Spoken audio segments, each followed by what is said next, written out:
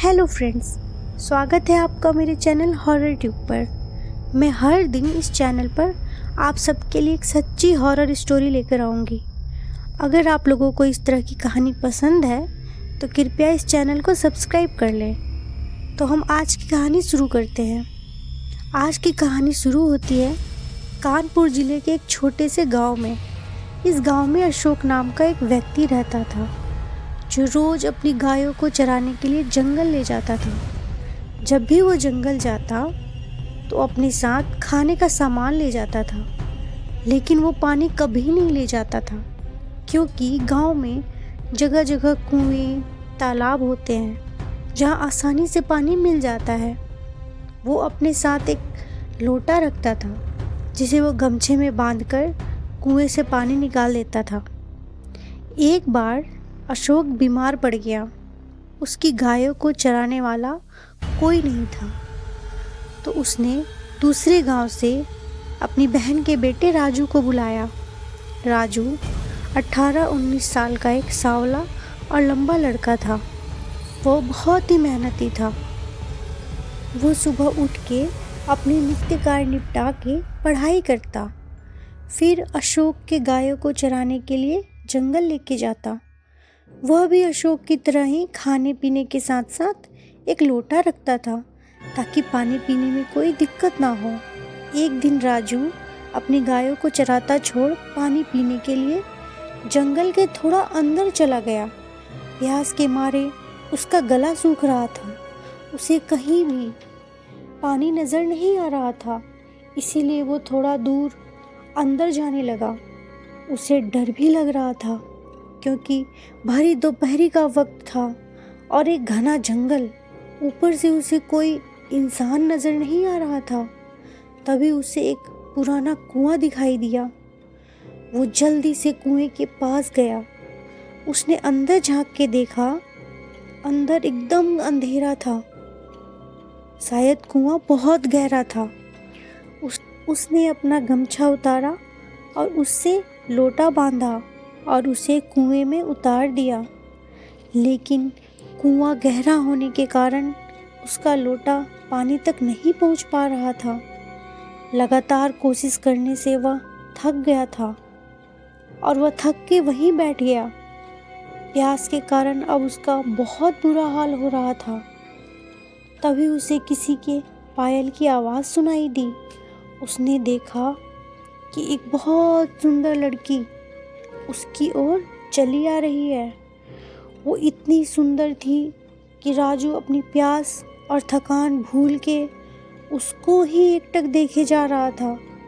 वो लड़की मुस्कुराते हुए उसके पास आई और उससे पूछा, क्या तुम्हें प्यास लगी है? राजू स्तब्ध होकर एकटक उसको देख रहा था। उसकी सुंदरता के आगे उसके मुंह से आवाज़ नहीं निकल पाई और उसने हाँ में अपना सर हिलाया। वो लड़की कुएं में अपना हाथ डाल के अपनी दोनों हथेलियों में पानी भर के राजू के पास लाई। राजू इतना प्यासा था कि उसने बिना कुछ सोचे उसकी हथेलियों से अपने होंठ लगाकर पानी पीने लगा। वो लगातार उस लड़की के सुंदर चेहरे को देखे जा रहा था और पानी पीते जा रहा था। जब राजू ने पानी पी लिया तो वो लड़की वहाँ से चली गई। राजू उससे उसका नाम तक नहीं पूछ पाया। राजू गुनगुनाते हुए अपनी गायों के पास लौटा। उसके चेहरे और मन में एक अलग खुशी थी। वो अपनी गायों को देखकर मस्ती में झूमता हुआ अपने घर आ गया। वो बस उस लड़की के बारे में ही सोचे जा रहा था। उसकी भूख, प्यास सब खत्म हो गई थी। अशोक की पत्नी ने उससे खाने के लिए पूछा तो उसने मना कर दिया। रात को वो आंगन में चारपाई लगा के बाहर सो रहा था, लेकिन अब उसकी आंखों में नींद कहाँ थी। वो करवट बदलता हुआ बस उस लड़की के बारे में ही सोचे जा रहा था। कुछ देर बाद वो अचानक से उठ के बैठ गया। उसके चेहरे पर पसीना उतर आया। दिल की धड़कन बढ़ गई थी। वो सोचने लगा कि जिस कुएं से वो गमछा लटका कर भी पानी नहीं निकाल पाया, उस लड़की ने केवल अपने हाथ डाल के कैसे उससे पानी निकाला। और जब राजू लगातार उसकी हथेलियों से पानी पीता जा रहा था, उसके बाद भी उसके हाथों से पानी कम क्यों नहीं हुआ। ये सब सोचते ही वो समझ गया कि असल में जिस लड़की से वो आज मिलके आया है वो कोई साधारण लड़की नहीं थी, बल्कि एक आत्मा थी। राजू ने ऐसे बहुत से किस्से सुन रखे थे उस जंगल के बारे में, आज यह खुद उसके साथ हुआ है। ये सब सोचते ही वो डर के मारे थर थर कांपने लगा। तभी उसे फिर से उसी पायल की छमछम सुनाई दी और साथ ही उसको लगा कि कोई उसका नाम पुकार रहा है। वो अचानक से चीख पड़ा। उसकी आवाज़ सुन के अशोक और उसकी पत्नी बाहर भाग के आए। उन्होंने देखा कि राजू बुरी तरह से कांप रहा है, वह पसीने से भींगा हुआ है। उन्होंने राजू से पूछा कि क्या हुआ राजू, कोई बुरा सपना देख लिया क्या। फिर राजू ने उसको अपने साथ हुई पूरी घटना बताई। ये सुनकर अशोक और उसकी पत्नी भी डर गए। किसी तरह वो रात गुजरी।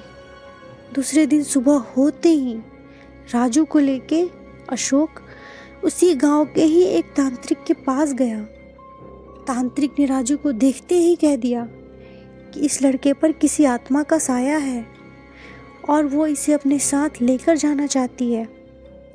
ये सुनकर राजू डर गया और डर के मारे रोने लगा।